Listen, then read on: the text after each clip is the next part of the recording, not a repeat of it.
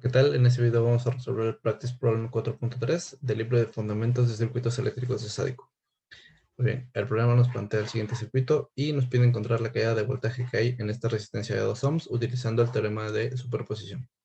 Si analizamos un poco el circuito, observamos que hay dos fuentes independientes, por lo tanto, el problema está en condiciones de aplicar el teorema de superposición. Vamos a realizar dos circuitos porque tenemos dos fuentes independientes. Entonces, al realizar el circuito, lo que tenemos que hacer es dejar únicamente una fuente y eliminar las demás fuentes, ya sea cortocircuitando o abriendo el circuito. En este caso, yo decidí comenzar con la fuente de 12 volts y tuve que abrir el circuito aquí para poder hacerlo. Entonces, nos queda este circuito de aquí, que es una sola malla, y vemos que es un divisor de voltaje. Entonces, con la técnica del divisor de voltaje, es factible encontrar rápidamente el voltaje que estamos buscando, que es este, y nos da 2.4 volts.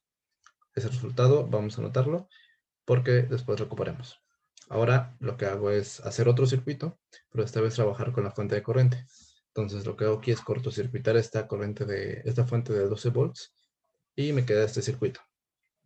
Este circuito utilicé la técnica de divisor de corriente para encontrar la corriente que hay aquí. Y con esa corriente, mediante la ley de Ohm, puedo saber fácilmente el voltaje que hay acá. Entonces me da 5 volts y el teorema de superposición nos indica que la suma de estos resultados que encontramos aquí va a ser igual al voltaje que estábamos buscando en un inicio, que es la caída de voltaje de esta resistencia de 2 ohms. Entonces sería 2.4 volts más 5 volts, 7.4 volts. Esto vamos a contrastarlo con una simulación en multisim. Entonces aquí tenemos el circuito con las tres resistencias, la fuente de corriente y la fuente de voltaje. Y efectivamente vemos que sí son los 7.4 volts, tal como nos había salido analíticamente.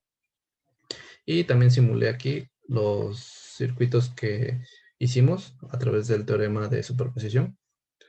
Y podemos también ver que se ven reflejados los 2.4 volts que encontramos en este circuito y los 5 volts que encontramos en este circuito. Como conclusiones finales del problema, creo que es clave mantener esta como regla de oro, que es el número de fuentes independientes es igual al número de circuitos a realizar. Y en general creo que el método es muy potente y nos permite encontrar valores específicos en muy pocos pasos y por lo tanto también muy poca probabilidad de error, ya que si bien este circuito lo pudimos haber resuelto con leyes de Kirchhoff, tendríamos que realizar un sistema de ecuaciones y resolverlo, y es un proceso un poco más laborioso y puede incitar a algún error humano. Y en cambio con este método, con unas simples multiplicaciones, división y la suma del final, tenemos el voltaje que es de nuestro interés, que en este caso es del elemento de la resistencia de 2 ohms. Muchas gracias.